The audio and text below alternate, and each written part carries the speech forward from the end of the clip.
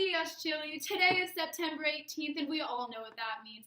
It is the Chilean National Independence Day. This is a very important day to the Chilean culture, so our news channel decided to make a program to just honor this day. We are going to talk about the amazing terrain, the current issues, fun places in Chile that make our country unique. The first on the list is the landscape and climate in Chile. It is wonderful. I'd like to describe Chile as the opposite of California, if any of y'all have been there. It is on the opposite side of the equator, but we still have very nice climate. I really enjoy the climate in Chile. Chile is home to many mountains and volcanoes. That explains all the earthquakes that we've been having recently. The north of Chile is where the Atacama Desert is, and it is the driest desert in the world, but the lack of moisture that is in that region can make the temperature range from 90 to 28 degrees Fahrenheit. A lot of mining also occurs in Chile, making it the most economic activity in the region. Central Chile has the Mediterranean climate with wet and cold winters. It also has the best soil, which makes Chile the breadbasket. The south is usually cool and damp, contains forest, and has some agriculture as well. Did you know, a fun fact, Chile is never at any point on the continent 112 miles wide? That's crazy to me. So the Andes Mountains are also in the east of Chile.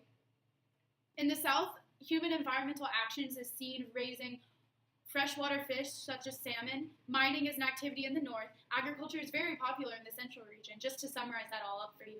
Chileans also use heat energy from volcanoes. Isn't that just productive and wonderful? Now, I think we should take a trip over to our other news broadcaster, Morgan. Off to you, Morgan. Thank you, Sarah. If you would like to experience some mestizo culture, the Chile churches are the places to go. It's an archipelago chain of islands known for its number of unique churches. Recently, they've restored over 24, so please go visit it if you would like to. Its architectural style, called Chilota, is a combination of Aboriginal and European Jesuit influences with more than 17th century wooden churches. Another great cultural attraction is Valparaiso, located in the Pacific coast of the central region of Chile. It is known for its brightly colored houses, bohemian culture, and labyrinth of streets and cobblestone alleyways. It is an architectural and cultural legacy. The best natural attraction is the Valle de la Luna, located in the Atacama Desert.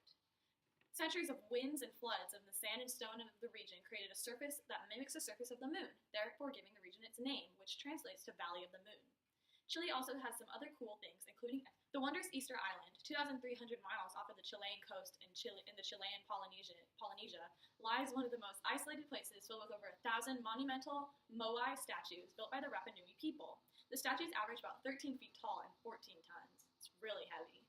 Unfortunately, these volcanic rock structures are prone to weathering, and many of the statues are eroding. Still, many tourists come each year to visit these magnificent creations. In other news, in the deep black of the Atacama Trench, in an oceanic trench in the eastern Pacific Ocean, a new species of fish was found. Snailfish, that's what these are named, come in eccentric blue, purple, and pink colors. The fish are quite mushy, made of gel-like tissue, and the hardest parts of their body are their teeth. Scientists are currently taking their time running tests and studying these unique creatures. Now that you heard a little bit about our country, it is time to interview a local. Here in the studios is Maria de la Cruz. Thanks for having me on your show. Of course. So tell us about the Tapati Festival. Well, that festival is great because it was what was celebrated on Easter Island every year during the first half of February. This exists because that's what the ancient Nui people. The biggest reason to celebrate this holiday is to decide who is the queen for the year on the island. This is decided through beauty contests. That is really interesting. Thank you for sharing that with us. However, beauty isn't all that goes into this competition. It's also done through sporting events, and the winner at the end has the most points, which is a little bit like the Olympics. One big cultural event is haka-pay. The risky game consists of sliding down a slope, lying on kind of a rustic sledge built out of two trunks and bananas joined together. It's also goes very fast, and this is one of the best events to watch. On this cultural holiday, is there any specific foods you eat or prepare for everyone? Of course, the favorite dish is the umu rapa nui, also known as the Easter Island Caranto, which is cooked in the hole in the ground with firewood and red-hot stones. The stones are covered with plantain leaves. Then, meat, chicken, and fish is placed on the leaves and covered again with more leaves. And stones are added to the mix. A second layer is placed on top with sweet potatoes and other types of seasoning. And then again, plantain leaves are added. The heat then cooks the food in a slow and long process, so it comes out tasting very. For anyone visiting Chile, that would be one of the aspects they would love to soak up. It really gives them the cultural experience.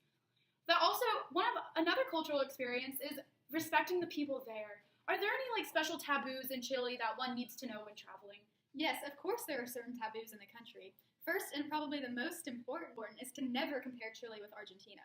There's a big rivalry between the two countries, and you should never mention the two compared together.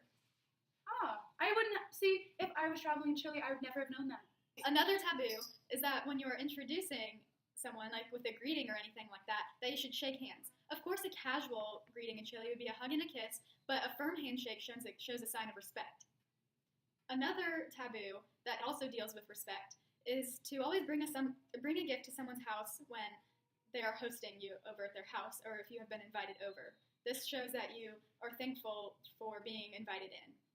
That is very important to keep in mind. Now it's time to go back to Morgan at one of the most visited places in Santiago. Thank you, Sarah. I am here right now in Sky Costanera in Santiago. Santiago is the most popular tourist destination in Chile because it's the capital. It is a lively city with about 6 million people. One of the most popular tourist destinations is Sky Costanera. Sky Costanera is 984 feet high, making it the tallest building in South America. The observation deck gives a 360-degree view across Santiago. Sky Costanera is important because it gives way for an entire city to be viewed, and Chileans are very proud of it being the tallest building. This creates some patriotism for the Chilean state. Visiting Sky Costanera is a very fun experience that can be enjoyed anytime, as it is open 365 days of the year. I would really recommend visiting it. Back to you, Sarah. Another important aspect of the Chilean culture is the famous people born in the region. Could you please tell us about a few of them? Augusto Pinochet was a Chilean dictator born in Chile. He led the military coup d'etat, overthrowing the government in 1973, making himself the head of the military regime. A vote was held in 1988 to reject his candidacy as president. However, he chose to remain in office. Even though many see him as a terrible dictator, the truth is that he really turned around the economy of Chile. Before he took over, the women used to stand in the street banging pots and pans because they had no food. However, he turned this around. Perhaps if it wasn't for him, Chile's economy might not be what it is today. That is really interesting. Could you tell us about another? An earthquake! It's okay. It's okay. We know this happen all the time in the country because of all of our volcanic. But they still scare me, okay? I know they happened a lot. The volcanic activity really scares me still. Yeah, the plates really are something else. Another famous person from Chile is Cote de Pablo. She is a Chilean-American actress and singer. She was born in Santiago, and at the age of 10, she moved to the United States, where she studied acting. She is best known for her role in NCIS as Ziva David. Thank you for that. I think we should move on to a more controversial topic, like our nowadays current event about environmental issues. Of course. I think the biggest current environmental issue is the giant oil spill that recently happened. To summarize what all happened for those y'all who don't know, there is a 720,000 liter spill of hydrocarbon into a narrow river. This is the biggest oil spill to happen in the last 20 years in Chile. Did you know that? I know, it's crazy. This environmental disaster could really seriously threaten all the biodiversity in the area.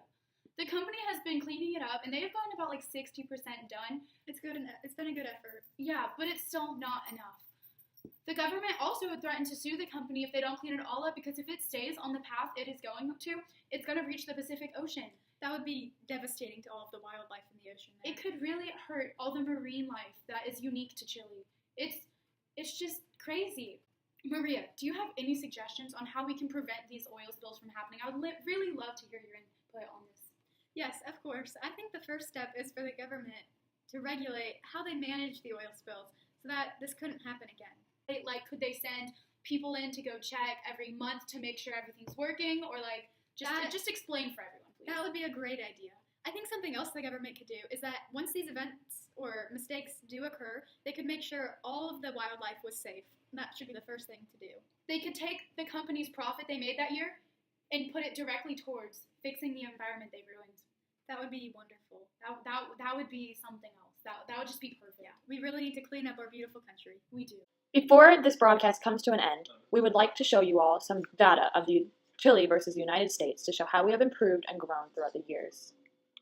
First, we would like to show the comparison of Chile and America versus the infant mortalities for every live births. As you can see, Chile has an infant mortality rate of 6, whereas the United States has an infant mortality rate of 6.7. Next, we would like to compare the literacy rates of the United States and Chile. As you can see here, Chile is 97% literate and the United States is only 99% literate. Next, we would like to show how far Chile has come in life expectancy. As you can see on this graph, the United States life expectancy is 80, whereas Chile is only at 78.7. This shows the improvement we have come and how close we can come to having a longer, more fulfilling lives. Last, but definitely not least, we would like to compare the population density in the United States and Chile. It is defined as number of people living per square kilometer. As you can see, Chile has 25 to the United States 35. That concludes our special news broadcast on Chile today. Please tune in next time, and don't forget, have a happy Independence Day.